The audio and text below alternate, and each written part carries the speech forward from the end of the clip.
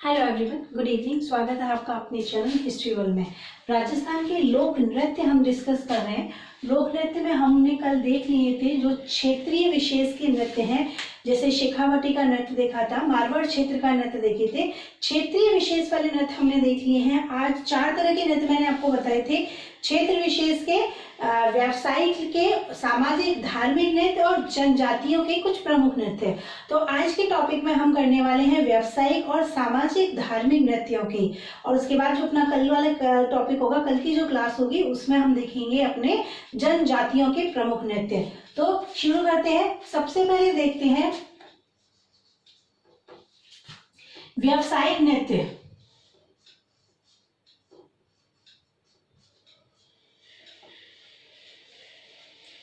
व्यावसायिक नृत्य, जैसा कि मैंने आपको बताया था, अपने जीविकोपार्जन के लिए जो नृत्य किए जाते हैं वो व्यावसायिक नृत्य होते हैं। ठीक है, अपने जीविकोपार्जन के लिए जो नृत्य किए जाते हैं, पेशेवर जातियों के द्वारा अपने जीविकोपार्जन के लिए जो नृत्य किए जाते हैं वो कौन से होते हैं?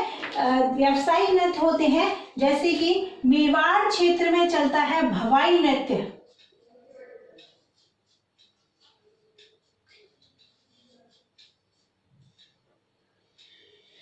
मेवाड़ क्षेत्र में चलता है भवाई नृत्य, और ये जो भवाई नृत्य है वो मेवाड़ में उदयपुर में बसने वाली भवाई जाति के द्वारा किया जाता है। ये जो भवाई नृत्य है वो उदयपुर संभाग में और बसने वाली भवाई जाति के द्वारा किया जाता है। भवाई नृत्य उदयपुर संभाग में बसने वाली भवाई जाति के द्वारा किया जाता है। अब इस नृत्य में होता क्या है? देखो, इस नृत्य में जो नर्तक होता है, जो कलाकार होता है, वो लय के साथ साथ अपनी शारीरिक क्रियाओं का इसमें अद्भुत प्रदर्शन किया जाता है।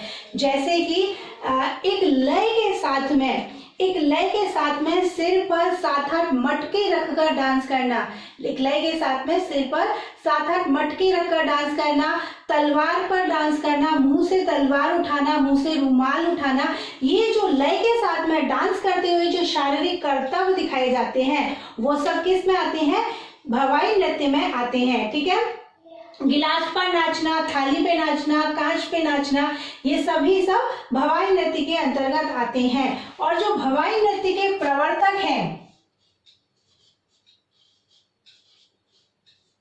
भवाई नृत्य के प्रवर्तक है नागोजी जाट। भवाई नृत्य के प्रवर्तक है नागोजी जाट, जो कि केकड़ी से संबंधित है। ठीक है, इसके प्रवर्तक कौन है?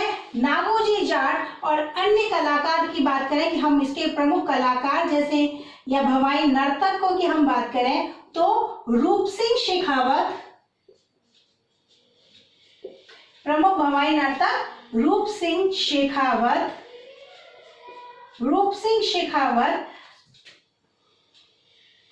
सांगीलाल, रूप सिंह शेखावत, सांगीलाल, तारा शर्मा, दयाराम,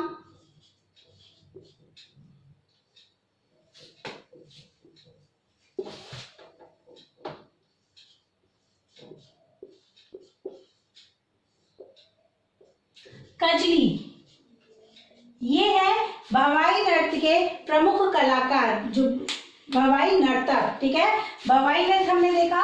भवाई नृत्य के बाद में एक आता है 13 ताली नृत्य।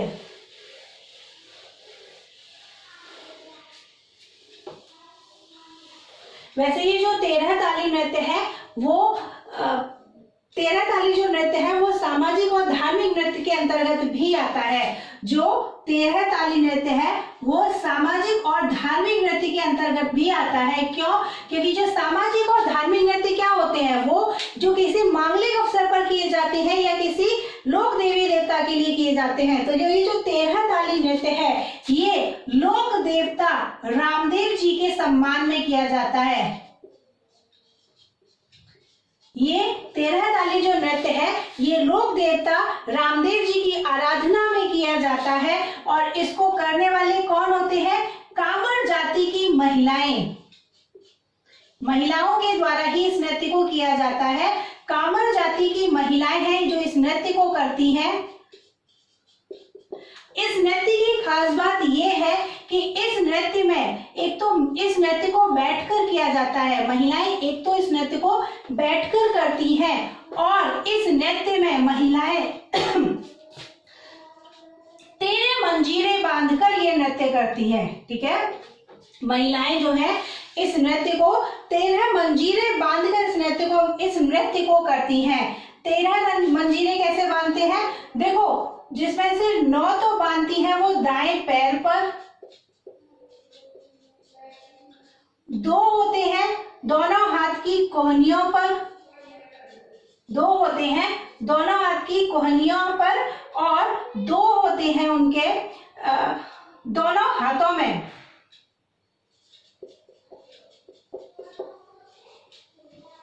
ठीक है, तो 13 मंजीरे बांधकर कामर जाति की महिलाएं इस नृत्य को करती हैं और इसमें 13 ताल के साथ ही इस नृत्य को करती हैं और इसीलिए इस नृत्य को 13 ताली नृत्य कहा जाता है। इसी वजह से इस नृत्य को 13 ताली नृत्य कहा जाता है। ठीक है, और इसमें होता क्या है, इस नृत्य में जो महिलाएं होती है बैठकर इस नृत्य को करती हैं और अपने हाथों के मंजीरे से बाकी सारे मंजीरों को बजाते हुए इस नृत्य को करती हैं। अपने हाथों के मंजीरे से, एक मंजीरे से बाकी सभी मंजीरों को बजाते हुए ये नृत्य महिलाओं के द्वारा किया जाता है। इसके साथ साथ दीपक रखकर मुंह में नंगी तलवार लेकर इस तरीके से ये नृत्य किया जाता है। इसके प्रमुख कलाकार, जो फेमस कलाकार हैं इसके, मांगी बाई,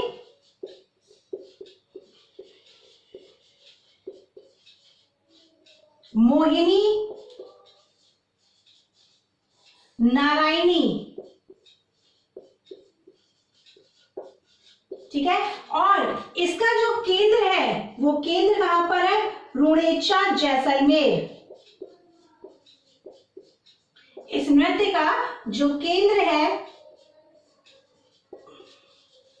इस नृत्य का जो केंद्र है वो केंद्र कहां पर है? रुणेचा, जैसलमेर। ठीक है, तो समझ में आ गया। 13 ताली नृत्य रामदेव जी की आराधना में किया जाता है और इस वजह से इस नृत्य को हम धार्मिक एवं सामाजिक नृत्य के अंतर्गत भी रखते हैं। कामर जाति की महिलाएं इस नृत्य को करती हैं, बैठकर किया जाता है। 13 मंजीरे अपने शरीर पर बांधकर इस नृत्य को करती हैं और इस नृत्य की अगर प्रमुख नृत्यांगनाओं की हम बात करें, जो फेमस नृत्यांगनाएं हैं वो है मांगी बाई, मोहिनी और नारायणी। और इस नृत्य का प्रमुख केंद्र कहाँ है? तो इस नृत्य का प्रमुख केंद्र है रुणेचा।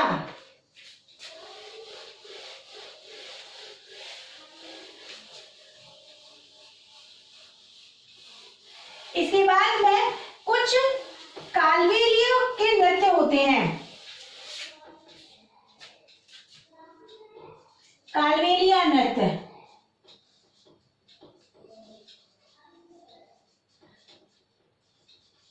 ये जो कालबेलिया नृत्य है ये 2 कैटेगरी में आता है। तो व्यावसायिक नृत्य की कैटेगरी में आता है, दूसरा इसके साथ साथ ये जनजातियों के जो प्रमुख नृत्य हम करेंगे उसमें भी इस नृत्य को डिस्कस करेंगे। कालबेलिया नृत्य, कालबेलियों के जो नृत्य हैं वो 4 तरीके के नृत्य प्रसिद्ध हैं। ठीक है, कालबेलियों के जो नृत्य हैं वो 4 तरीकों के नृत्य प्रसिद्ध हैं। इसके लिए आपको एक ट्रिक है, कल शंकर ने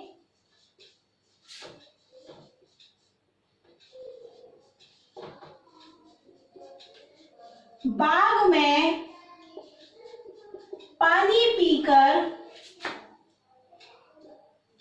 कल शंकर ने बाग में पानी पीकर इंडोरी गाया। ठीक है, अब इंडोरी तो हम सब जानते हैं। इंडोरी क्या है? इंडोरी हमारा एक लोकगीत है जिसमें महिला अपनी ईड़ी की बहुत प्रशंसा करती है। ठीक है, तो इंडोरी गाया, कल शंकर ने बाग में पानी पीकर इंडोरी गाया। देखो, कल से तो है कालबेलिया, क्योंकि ये कालबेलियों के प्रमुख गीत है। शंकर से है शंकरिया नृत्य, कल से है कालबेलिया, शंकर से है शंकरिया, बाग से बागड़िया,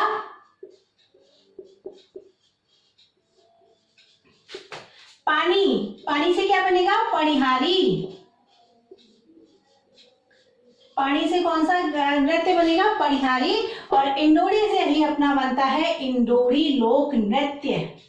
ये गीत भी है और ये नृत्य भी है, ठीक है। इंडोरी लोकगीत भी है जिसमें महिला अपनी इणी की बहुत प्रशंसा करती है और ये एक नृत्य भी है। अब देखो कैसे होता है। कल शंकर ने बाग में पानी पीकर इंडोरी गाया। कालबेलियों के कौन कौन से फेमस नृत्य हो गए? शंकरिया, बागड़िया, पनिहारी और इंडोरी, ठीक है। शंकरिया, बागड़िया, पनिहारी और इंडोरी, ये जो है ये लोक नृत्य है। किसके हैं? कालबेलियों के। अब शुरू करते हैं। देखो शंकरिया, ये एक युगल नृत्य है, ठीक है। ये एक युगल नृत्य है। जो शंकरिया नृत्य है ये आधुनिक प्रेम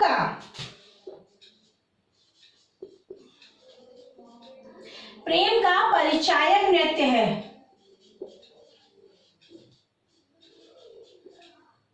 अब जैसे मैंने आपको बताया ये युगल नृत्य है, मतलब कि इसमें स्त्री और पुरुष दोनों भाग लेते हैं, ठीक है।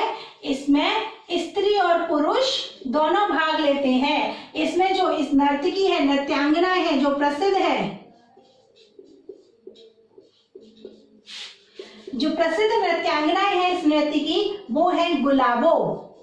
शंकरिया, कालबेलियों का जो शंकरिया नृत्य है उसकी प्रसिद्ध नृत्यांगना है गुलाबो। और आप एक याद रखना कि गुलाबो जी को 2016 में पद्मश्री से सम्मानित किया गया है।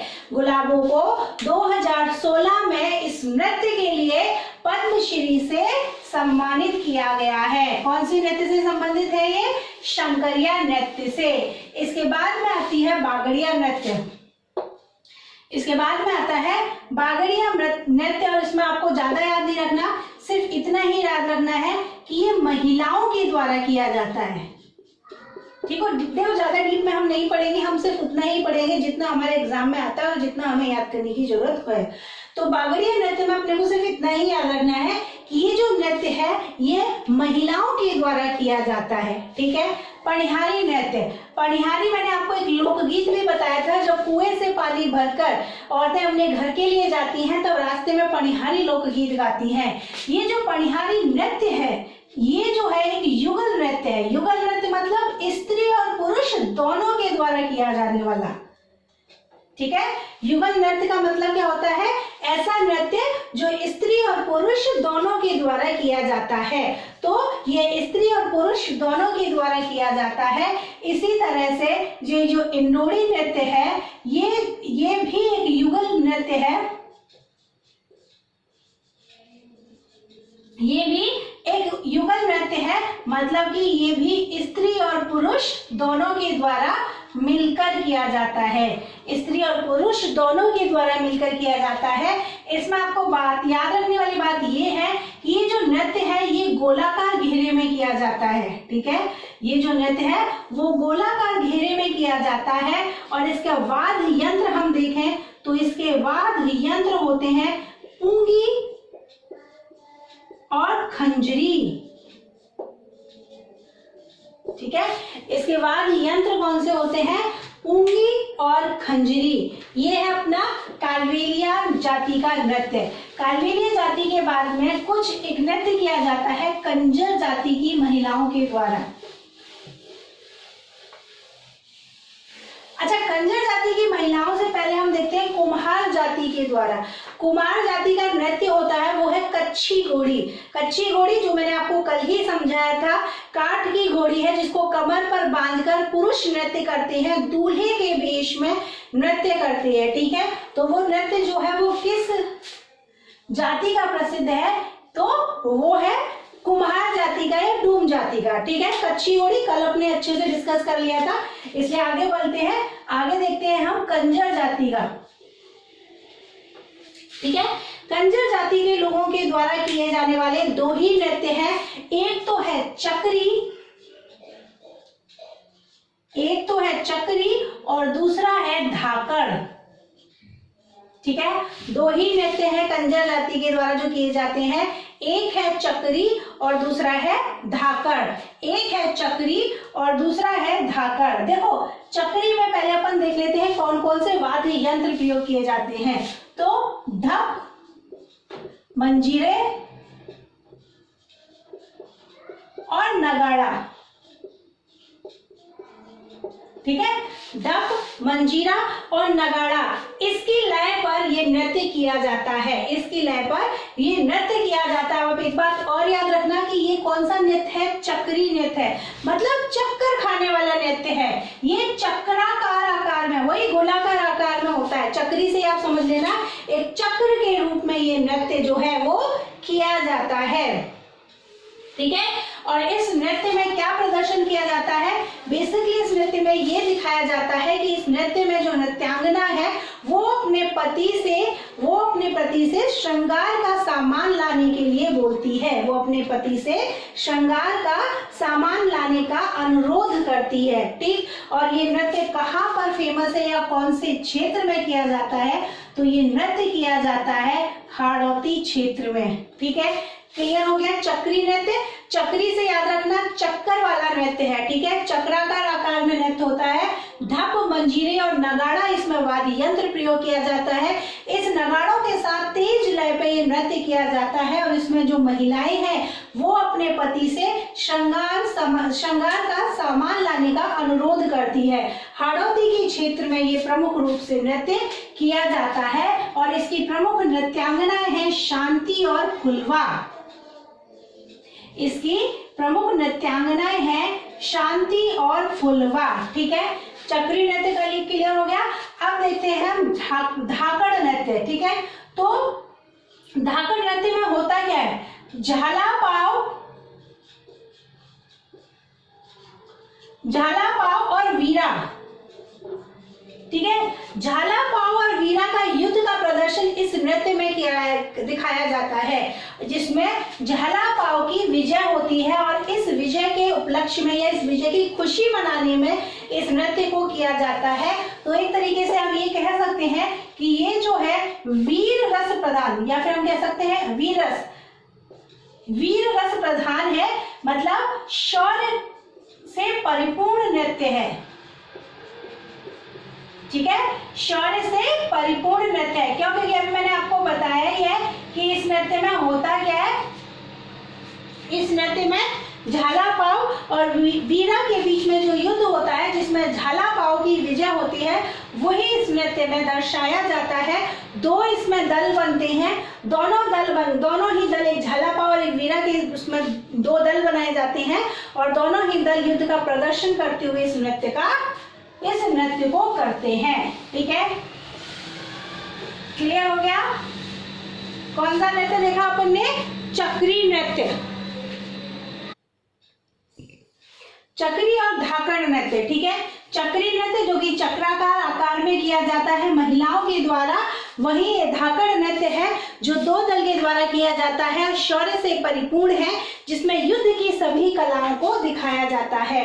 इसके बाद में एक व्यावसायिक नृत्य में एक नृत्य और बचता है, वो है कठपुतली नृत्य। कठपुतली नृत्य हम सब जानते हैं किस जाति के द्वारा किया जाता है, तो नट जाति के द्वारा ये प्रदर्शित किया जाता है। कठपुतली नृत्य के बारे में तो हम सभी जानते हैं, नट जो है वो कठपुतलियों को धागे की सहायता से बांधकर उनको नचाते हुए इस नृत्य का प्रदर्शन करते हैं। तो ये थे अपने व्यावसायिक नृत्य जो कि पेशेवर जातियों के द्वारा जीविकोपार्जन के लिए किए जाते हैं। इसके बाद में हम देखते हैं सामाजिक और धार्मिक लोक नृत्य। सामाजिक एवं धार्मिक लोक नृत्य। ठीक है, सामाजिक मतलब जो मांगलिक अवसरों पर किए जाते हैं और धार्मिक मतलब जो किसी लोक देवता की आराधना में उनके सम्मान में किए जाते हैं। ठीक है, क्लियर है। सामाजिक मतलब जो कि किसी मांगलिक अवसर पर किए जाते हैं। मांगलिक अवसर पर अगर किया जाए तो सबसे पहले अपने दिमाग में एक ही नृत्य आता है, वो है घूमर।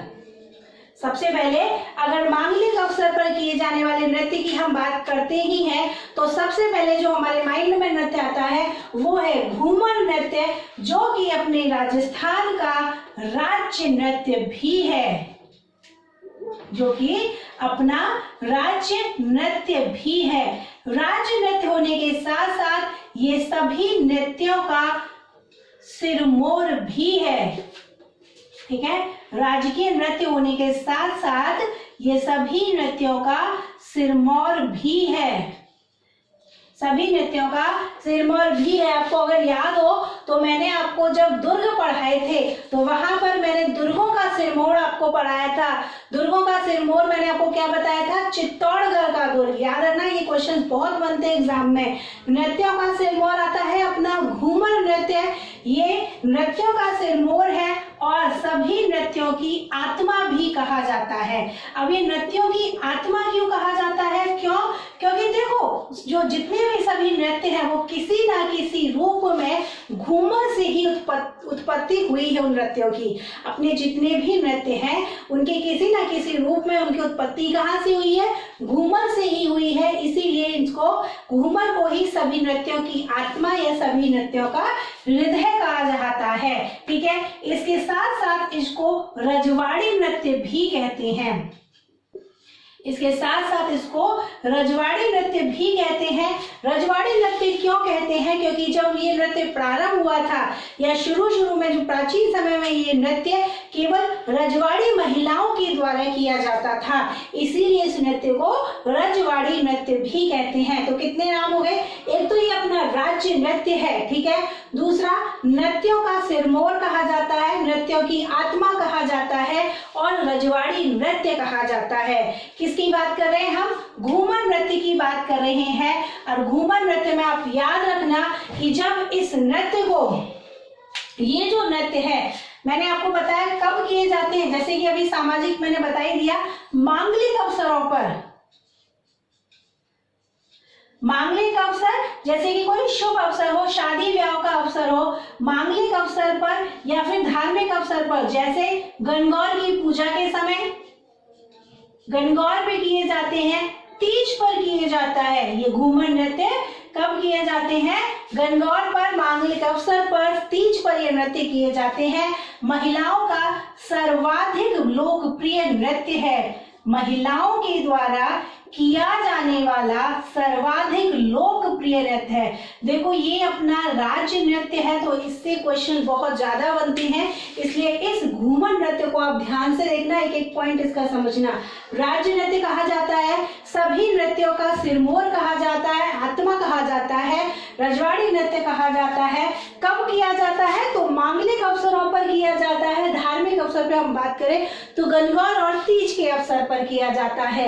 महिलाओं का सर्वाधिक लोकप्रिय नृत्य है। और इसके साथ में आप एक बात और याद रखना कि शास्त्रीय राग पर ये जो नृत्य है वो शास्त्रीय राग पर आधारित है। ये जो नृत्य है वो शास्त्रीय राग पर आधारित है। और इस नृत्य को करते समय जब महिला इस नृत्य को करती है और अपने हाथों को जो हाव भाव करती है, अपने हाथों का जो संचालन करती है, तो इस तरीके से होता है कि आपका भी ध्यान देना, 8 की आकृति बन जाती है।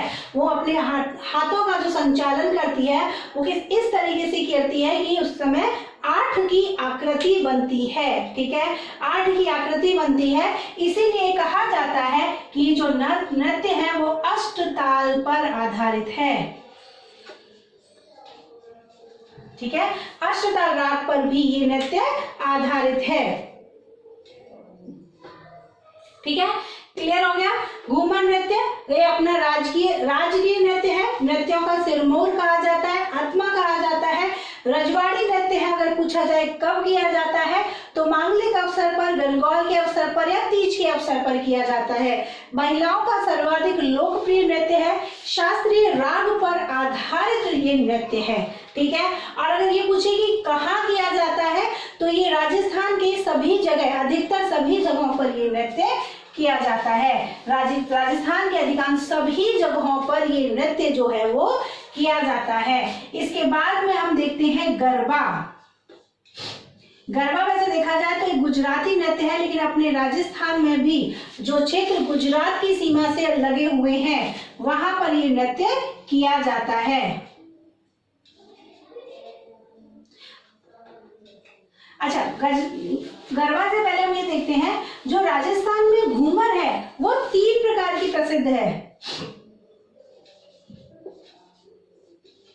जो घूमर नृत्य है वो राजस्थान में 3 प्रकार का प्रसिद्ध है। कौन कौन सा? देखो, तो सबसे पहले एक आता है जो कि गरसिया जनजाति की महिलाओं के द्वारा किया जाता है। ठीक है, एक होता है जो गरसिया जनजाति की महिलाओं के द्वारा किया जाता है और वो कहलाता है लूर नृत्य। ठीक है, वो क्या कहलाता है? लूर नृत्य कहलाता है। दूसरा जिसको सभी स्त्रियां करती हैं वो अपना घूमर है ही, और जो केवल बालिकाओं के द्वारा किया जाता है, जो केवल बालिकाओं के द्वारा किया जाता है वो कहलाता है झूमरिया। ठीक है, जो केवल बालिकाओं के द्वारा किया जाता है वो क्या कहलाता है? झूमरिया। इसके बाद में हम गरबा देख रहे थे। गरबा बेसिकली जो है वो गुजरात का नृत्य है। गरबा बेसिकली गुजरात का नृत्य है, लेकिन अपने राजस्थान में जो सीमा गुजरात से लगी हुई है, जैसे डूंगरपुर क्षेत्र है, डूंगरपुर के साथ में बांसवाड़ा का क्षेत्र, वहां पर ये नृत्य बहुत फेमस है। गरबा जो है डूंगरपुर और बांसवाड़ा के क्षेत्र में बहुत प्रसिद्ध है। ठीक है, नवरात्रि में ये किया जाता है और ये जो नृत्य है वो 3 भागों में किया जाता है। गरबा जो नृत्य है वो 3 भागों में किया जाता है। नवरात्रि के अवसर पर किया जाता है। 3 भागों में कैसे किया जाता है? देखो, पहले तो शक्ति की आराधना की जाती है। पहले भाग में पहले शक्ति की आराधना की जाती है।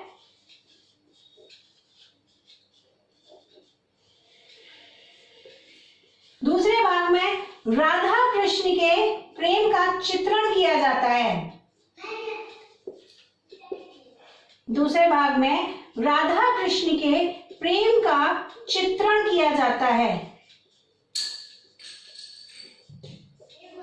और जो तीसरा भाग है उसमें लोक जीवन के सौंदर्य का चित्रण किया जाता है। ठीक है, और जो तीसरा भाग है उसमें लोक जीवन के सौंदर्य का चित्रण किया जाता है। गरबा, वैसे गरबा नृत्य जो कि गुजरात का प्रसिद्ध नृत्य है, लेकिन राजस्थान में वह क्षेत्र जो गुजरात की सीमा के आसपास है, जैसे डूंगरपुर का क्षेत्र और बांसवाड़ा का क्षेत्र, वहां पर ये नृत्य किया जाता है। ठीक है, सामाजिक नृत्य हो गए। अब देखते हैं धार्मिक नृत्य। धार्मिक नृत्य जैसे कि मैंने आपको बताया था किसी लोक देवता की आराधना में, तो अभी हमने एक नृत्य देख लिया था 13 ताली नृत्य। उसके अलावा देखें तो वीर तेजा जी के नृत्य।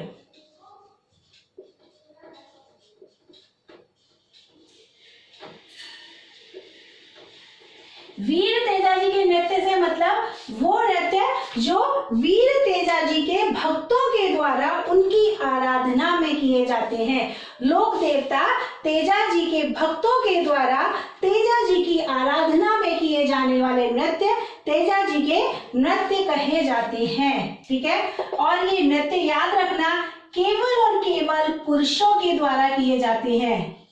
ये जो नृत्य है वो केवल पुरुषों के द्वारा ही किए जाते हैं। तेजा जी की आराधना में किए जाने वाले नृत्य हैं। और इस नृत्य में पुरुष जो है वो कच्छी घोड़ी पर, कच्छी घोड़ी मैंने आपको बताया था काठ की घोड़ी पर सवार होकर तलवार हाथ में लेकर नृत्य करते हैं।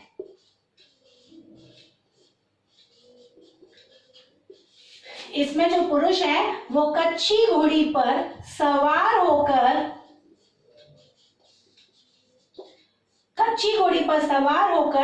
तलवार हाथ में लेकर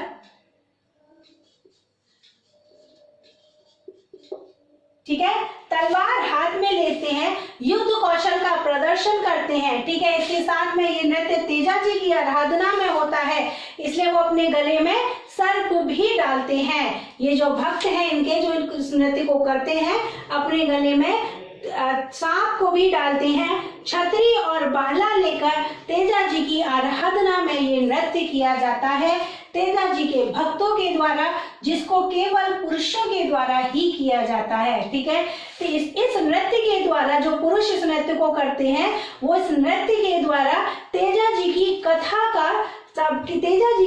का गुणगान करते हैं। एक तरीके से इस नृत्य के द्वारा तेजा जी की कथा वो लोगों को सुनाते हैं।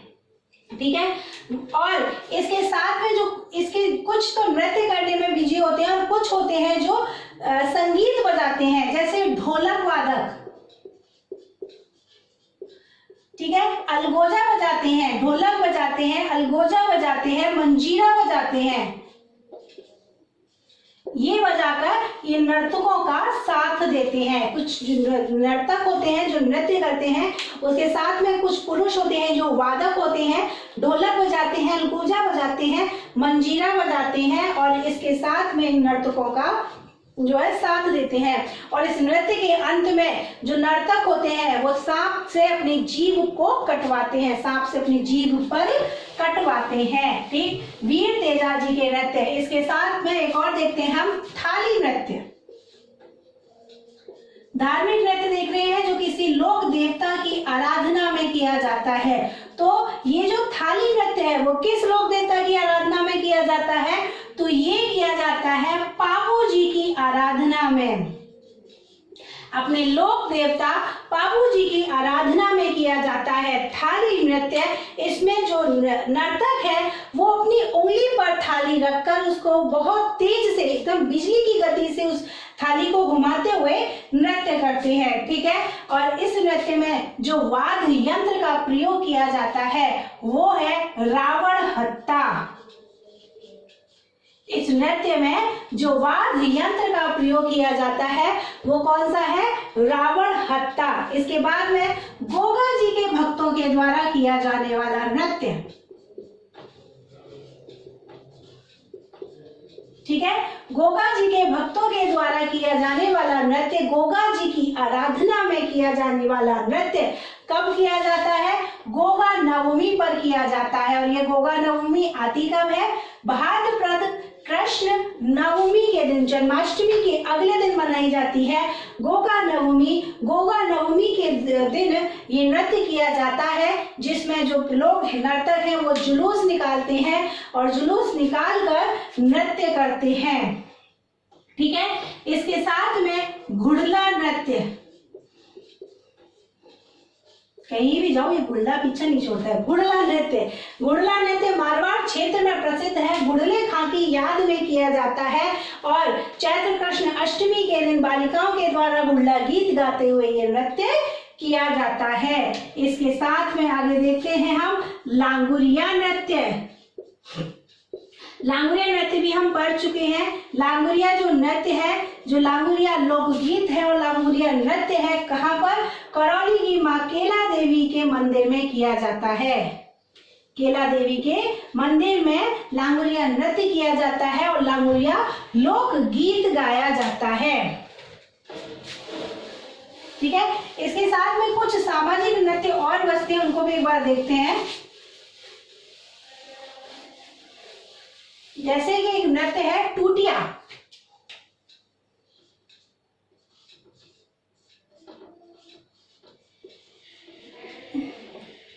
ठीक है, एक नृत्य है टूटिया, जिसको खोड़िया नृत्य भी के बोलते हैं, जिसको खोड़िया नृत्य के नाम से भी जानते हैं, टूटिया या खोड़िया।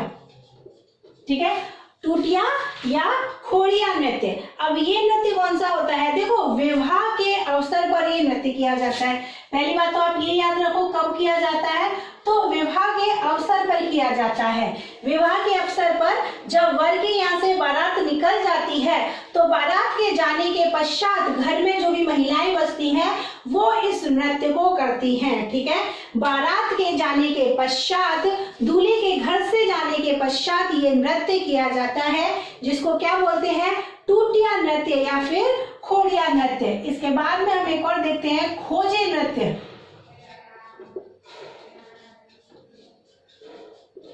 ठीक है, खोजे नृत्य क्या होता है? देखो इसको हम सब जानते हैं, नाम भले ही ना सुना हो लेकिन नृत्य किया जाता है ये सब जानते हैं। जब किसी के घर में बेटे का जन्म होता है, जब किसी के घर में बेटे का जन्म होता है तो उस घर में किन्नर आते हैं और किन्नर आकर वहां पर नृत्य करते हैं। ठीक है, और खूब सारा पैसा भी लेके जाते हैं।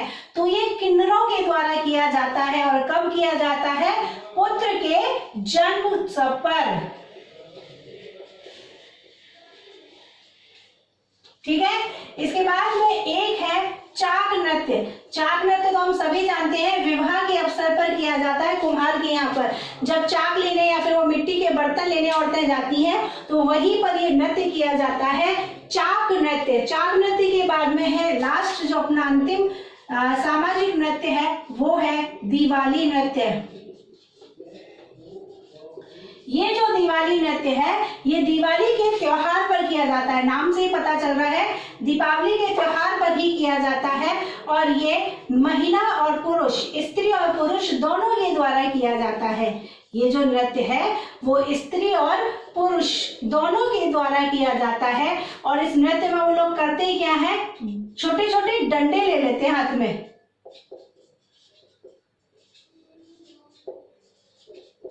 ठीक है, छोटे छोटे डंडों को हाथ में लेकर व्रत बनाते हुए इस नृत्य को करते हैं। स्त्री और पुरुष दोनों ही मिलकर इस नृत्य को करते हैं। छोटे छोटे डंडे हाथ में ले लेते हैं और व्रत बनाकर ये नृत्य करते हैं और दिवाली पर ही ये नृत्य किया जाता है। तो यहाँ पर अपने सामाजिक और धार्मिक नृत्य कंप्लीट होते हैं। आज की क्लास में हमने देखे व्यावसायिक, सामाजिक और धार्मिक नृत्य। अपनी जो कल की क्लास होगी उसमें हम देखेंगे विशेष जनजातियों के कुछ विशेष नृत्य। अगर आज का वीडियो आपको पसंद आया तो लाइक कीजिए, दोस्तों के साथ में शेयर कीजिए, चैनल को सब्सक्राइब कीजिए। मिलते हैं कल अपने जातियों के नृत्य में, जनजातियों के प्रसिद्ध नृत्यों के साथ में। तब तक थैंक यू सो मच।